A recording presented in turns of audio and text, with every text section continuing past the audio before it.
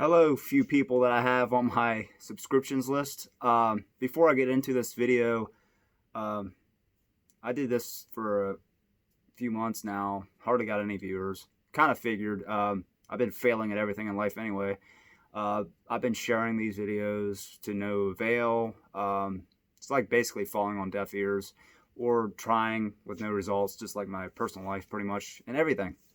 So I'm going to keep making these videos, but I don't know why I am. I just like talking about it, I guess. It's my passion. But if you could share these videos, if you watch them and like what you see, it would help me out. I guess I'm just failing and being a loser at life in general. So now I'm going to get into this video. Before I do, it's obviously a Megadeth ranking video, my favorite thrash band. I also want to point out that my ranking is way freaking different than most. I have a lot of albums higher than most people would ever put. Some albums even lower than most people put. So I wanted to just get that out there because a lot of people are going to piss and moan that see this and are like, why didn't this album higher or lower? Well, in normal circumstances, people that actually have a following on YouTube will have comments like that. But hell, I ain't going to have many comments anyway, never do. 3 to 4 months now, under 50 subscribers. But here we go. Kicking this off, a lot of people will have this toward the bottom. I saw one guy put this at the top. I about laughed my ass off. That's why I like these ranking videos, because we're all different. And number 15, I'm going to go with 13. This came out in 2011. There's really nothing on this album that sticks out to me at all. 4 or 5 of these songs were demos already done before. They just polished them up and re-released them. Sudden Death is one. One of the singles. It's one of the better songs on the album, actually. Public Enemy #1 was the video they released, the main single. It's all right. What else we got? Wreckers reminds me of a song off of, I think it's 502 or something like that, off of So Far So Good So What, about a speed song, driving car fast, even though it's about a woman wrecking lives. But that part of it still reminds me of that song. Millennium of the Blind may be my favorite song off this album. It's really slow ballad, but it's pretty good. And the title track obviously is really awesome also. There's really only 3 to 4 songs I even like on this album, let alone would recommend. So that's coming in last at 15. Here's another one a lot of people are going to be pissed about. And that's number 14, is The System Has Failed. When I bought this in 2003 or 4, 2004, I didn't like it at all, because I'm like, what the hell is this? It sounds way different. And here it's mostly a Megadeth or Dave Mustaine's solo album disguised as a Megadeth album, because it's all a bunch of session musicians. There's nobody from Megadeth really on this album. It's just different people. But what's cool about it is they brought Chris Poland back, one of the original members of the Megadeth. He did a lot of the guitar work for most of these songs. But there's 4 songs I like on this: Blackmail the Universe, Kick the Chair, Die Dead Enough, the single, which is really good, and The Scorpion. The rest, I don't know. I mean, when I saw this list of this album, it's mixture of like middle to lower. A few people had it higher, but for me, it's not really a Megadeth album. It's like the Tony Iommi 7-star Black Sabbath. It says Black Sabbath on it, featuring Tony Iommi. It's the same thing. It's not really a true Megadeth album. Like that album is not really a true Sabbath album. They just, I don't know, it has the name, but it just feels a lot different.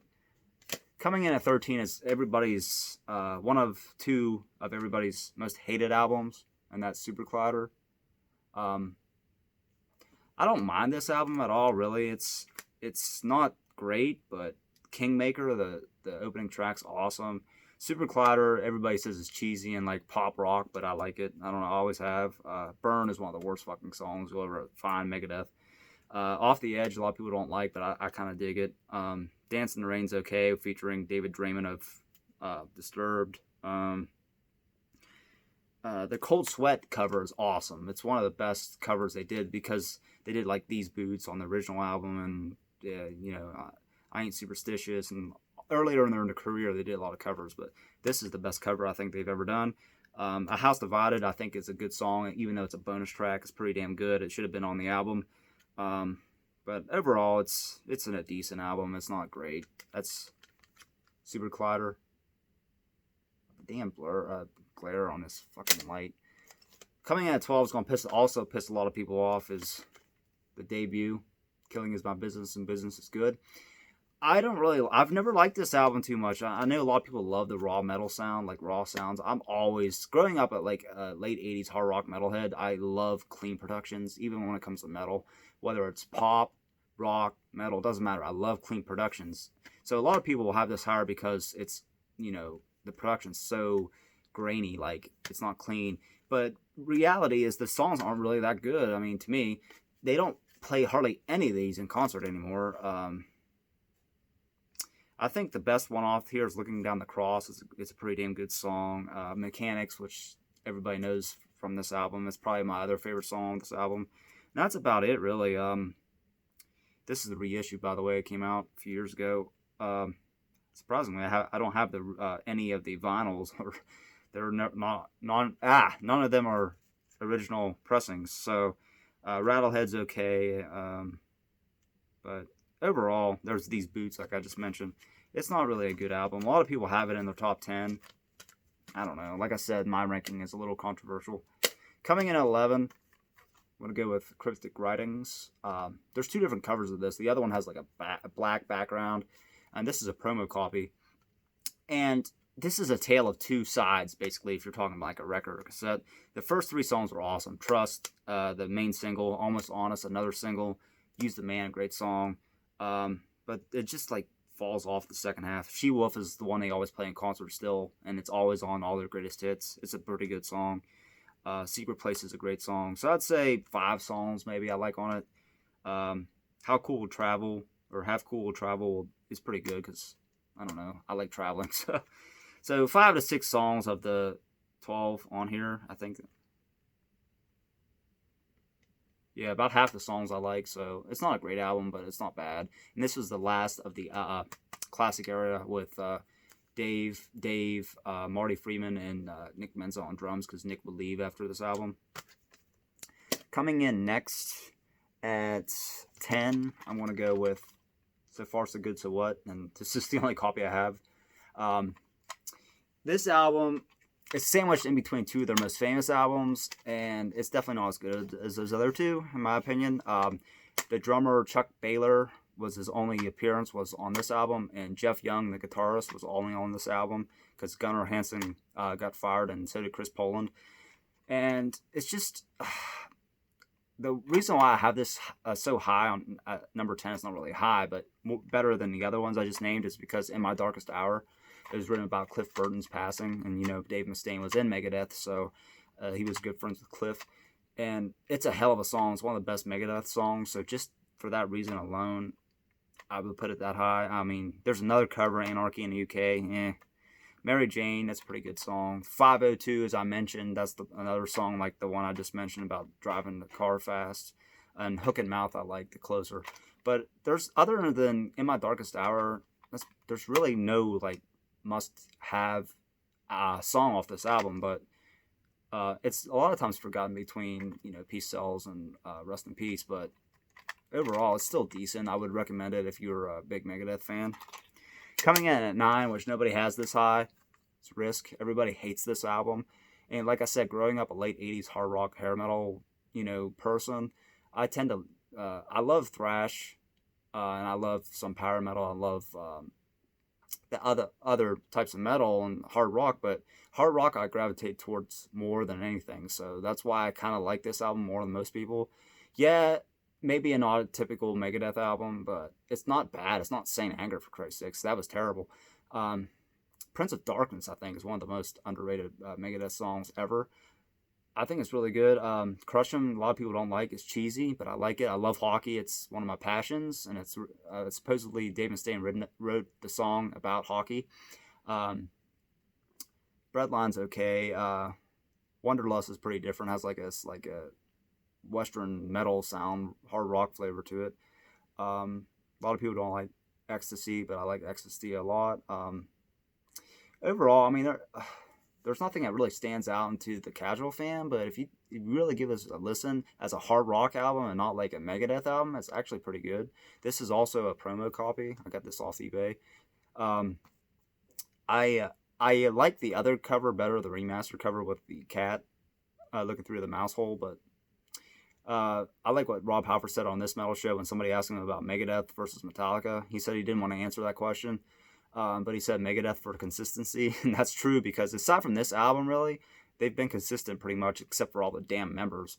And also, since Nick Menza wasn't on this album, it was Jimmy DeGrasso, who's been around for everybody, YNT, for example. He was the drummer on this album, and this was the last one with Marty Friedman. Number 8, I want to go with United Abominations. Washington Is Next is obviously one of the main songs off this album. And given the current state of political despair in the U.S., which is a pile of shit, it's a pretty good song.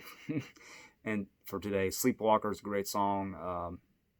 United Abominations, the title track's really good. Blessed Art of the Dead, I like. And the To Le Monde remake, it's nowhere near as close as the original, in my opinion.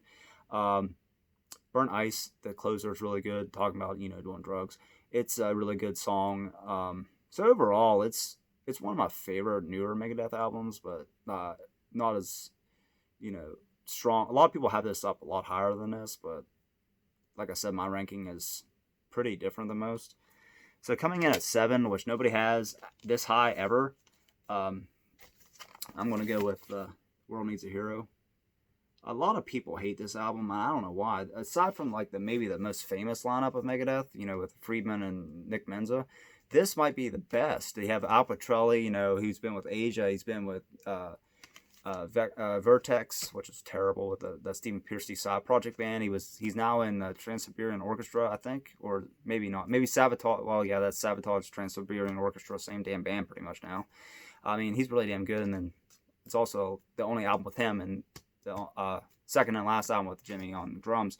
But Disconnect is a great song. Moto Psycho was the single. I still dig it. It's not the best song on the album. 1,000 Times Goodbye is a great song. Recipe for Hate Warhorse harkens back to like Rust in Peace and like Holy Wars. I love it. I think it's very underrated. Even Losing My Senses. It's not really a Megadeth song. It's sort of like something that would be on Risk, but I think it's really good. Dread in the Future of Mine's awesome. It also reminds me of Sweating Bullets. Return to Hangar, just another, people's like, oh, why do you need that for a sequel to Hangar 18? But obviously it's a lot shorter and not as good, but I think it's still a damn good song.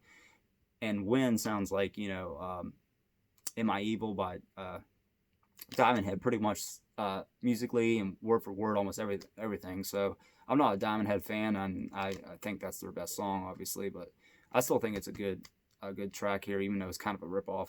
So overall, I think this album really gets a lot of hate, and it shouldn't. I don't know why they changed the cover. This was the original cover, and I think it's much better. I don't know. And that's supposed to be Dave Mustaine right there, but I don't know. That's number 7. Number 6, I'm going to go with their latest album. This was just a badass album. That's Dystopia. There's the actual cover. And it's one of my favorite albums that came out recently. The Threat Is Real was the first single released. It's really awesome. The title track's good. Fatal Illusions, really hard thrash, something from Rust in Peace or maybe before. Post American World reminds me of Symphony of Destruction, that riff. Similar to that, almost exactly. Poisonous Shadows is my favorite song off this album. I don't know who it was. I think it was his mother, Dave Mustaine's mother-in-law, or something that was abducted and murdered recently, and that was what this song is about. And he's talking about seeing you in his dreams, and how it's basically a tribute to that person. Lying in State, they made a video for that, of course, about stupid fucking politics. Foreign Policy is a cover. I don't remember who covered it. Is it Fear, maybe? I don't know. But speaking of Fear, that's MD45 is the other band, side project Dave Mustaine was on. He only played guitar on that, and the Fear singer actually did the vocals. But when it was remastered, Dave Mustaine just did all the vocals himself, which was really weird. But yeah, I would highly recommend Dystopia. It's a hell of a record. Most Megadeth fans agree. Most of them have it really high on the list. And coming in at 5, I'm going to put my favorite post 21st century Megadeth, and that's Endgame. This is very, very prophetic album, especially all the conspiracy theories about COVID and all this bullshit going on now. And I think it's very, very relevant. Even title track talks about an RFI chip, ID chip, in FEMA camps. Endgame, the title track's awesome. 44 minutes is awesome about the North Hollywood shootout in 1997. Look that up. It's crazy how the guys were going to rob a bank with all body armor from head to toe, and they had to shoot him in the fucking Achilles tendon. Basically, he bled to death because that was the only exposed area. They were going to supposedly going to rob like an armored truck, but it didn't work out, so they robbed a bank. Let's see what else is on here. This Day We Fight's a good song. Head Crusher was released as a single. It's, like I said, 80s, early 90s Megadeth, really hard thrash. Never Lets Go. The Right to Go Insane is also a true story, and it's one of my favorite songs. I made a video for this too about the 1995 incident where that guy broke into like the Navy barracks or whatever in San Diego and stole a tank and drove it down the highway before getting caught on the the concrete barrier, and the police killed him. And they had video of Dave Mustaine in that tank pretending to be that guy. Forget what his name was. Sean Nelson, I think that's what it was. Sean Nelson. But yeah, this is just a very dark album and very heavy. Probably the heaviest, maybe aside from Dystopia, in the 21st century Megadeth, but I would highly recommend it. Number 4 is going to piss people off because a lot of people have it 1 or 2, but to me it could be top 3 easily, but I don't go back to it as much as the other 3 here, and that's Peace Sells. It's a thrash classic for a reason. I just like the others better. I mean, obviously the title track is probably Megadeth's most famous or second most famous song. Wake Up Dead, about cheating on his wife. Devil's Island, about that prison right off the coast. I think it's off the coast of French Guiana in South America. Good Morning Black Friday, that's like devil worshipping song that Dave Mustaine refused to play for so long since he became a born again Christian. But I think he played it recently, a couple years ago, the first time in like 12 years or something. I Ain't Superstitious was another track that they covered, like I talked about. The Conjuring is a good song too. I mean, it's a classic for a reason. Peace Sells, that's number 4. Number 3 is, I'm going to put Euthanasia. Yeah, it might not be as, famous or as influential, but I always go back to this album a lot more than Peace Sells. And plus that fucking cover, man. I had to get the picture disc because I love it. It's actually a play on words. Damn fucking glare. But baby's hanging upside down on a pole.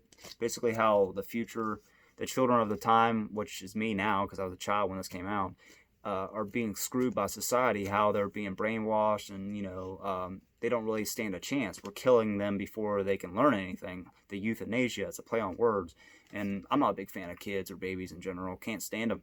So the baby's hanging upside down on an endless clothesline, just priceless for me. Reckoning Day is a great opener. Training Consequences was the single. It's not the best song off the album, but it's good. Addicted to Chaos, I love the drumming in it. Tout le Monde, which is probably the most famous song off this album. I speak French, so it's basically saying goodbye to everyone. And everybody thinks it's a suicide song, but it's not. It's to all the world, to all my friends, I have to leave. I love you all. Basically, it's what it's saying. And they had that shooting up in Montreal, and I think it was 2006 or something, where that guy was listening to this song and he thought it was about suicide and killing people. Family tree reminds me of where I live. I live on the West Virginia border, so it makes sense. Keep it in the family tree, although it's not as bad as Alabama. I Thought I Knew It All and Black Curtains, another 2 great songs. I like the back cover of that. It's pretty cool. Has the baby and Vic Rattlehead. This fucking glare is so bad. Coming in at 2, I'm going to go with Countdown to Extinction. I've always loved this album. It's probably the first Megadeth album I heard growing up as a kid. And I have the signed copy here, Dave Mustaine signed copy. And of course it has, you know, Symphony of Destruction, probably their most famous song, other than maybe Peace Sells. It can go either way. Skin of My Teeth is a good opener. Foreclosure of a Dream, basically how home rates keep rising and people can't afford to live anymore. Now it's even more relevant. Sweating Bullets, great song. Look at me, meet the real me. In my misfits, way of life. The title track's awesome. Psychotron, great song. Also, Ashes in Your Mouth is a great song as well to end the record. There's not much more I could say about this album. It's a classic for a reason. And coming in at number 1, it's no surprise. A lot of people will have this first, and that's Rust in Peace. And to me, this is the greatest thrash album of all time and one of the best albums, metal albums in history, because it doesn't let up. I mean, you got Holy Wars, The Punishment Due, which I think it was based on an incident in Northern Ireland where the band was playing at the time, a couple years before this, and they got pelted with, their bus got pelted with like trash and debris, and I don't know the whole story. I mean, Hangar 18, probably the best guitar work ever in thrash metal, or at least in Megadeth anyway. Take No Prisoners, a great song. Tornado of Souls, maybe the most underrated Megadeth song that never gets talked about as much as it should, and probably my favorite song from this album. And of course, Rust in Peace, Polaris, the title track to end it. There's not much more that could be said about this album. It's always ranked high on the list. It's almost up there with, like, you know, Master of Puppets, Ride the Lightning, and other thrash classics like Rain and Blood. But to me, this is my favorite thrash band. This is my favorite thrash album, and one of my favorite albums in general, and metal albums in general. So that was my list. I know a lot of people will disagree because, like I said, I have a lot of albums higher than most people would put them, and I have a lot of albums lower than most people would put them. And like I said at the start of this video, I'll keep making videos. I don't know what to do. I mean, got nothing else to do with my life. I hope to get more views. So I'll put a link in the description of a video like I did before, something similar to this, ranking maybe the Judas Priest or something. And I'll always have the subscribe in the bottom too. So thank the few people that will probably watch this. And let me know what you think, and have a good day, morning, night, and rock on.